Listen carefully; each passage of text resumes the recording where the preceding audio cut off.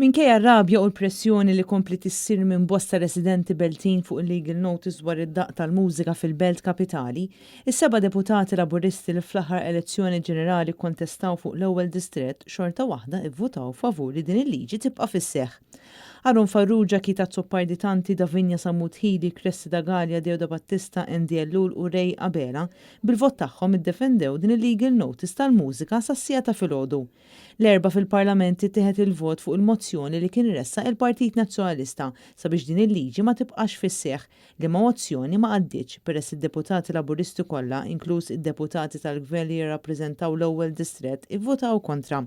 Fi kliem sempliċi dawn id-deputati baqgħu sal-aħħar jalqu widnejhom u jgħaddu bħal romblu minn fuq residenti Beltin u vvutaw kontra li dan l-avviż legali ikun revokat. Il-Ministru Aron Farrugia u s-Segretarji Parlamentari Kita Zopparditanti u Endi Ellul flimkien ma' deputati Laburisti Davinja Sammuthili, Cressi Dagalja, Deuda Battista u Rej Abela fl-aħħar elezzjoni ġenerali kontestaw fuq l-ewwel distrett li jinkludi fih il-Belt Valletta.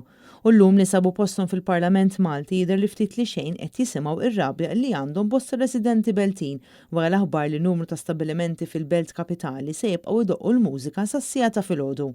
Intant fl-aħħar sigħat is-Sindku tal-Belt Valletta Alfred Zammit reġa' għażel li jkun fuq in-naħa opposta tar-residenti li suppost jirrappreżenta.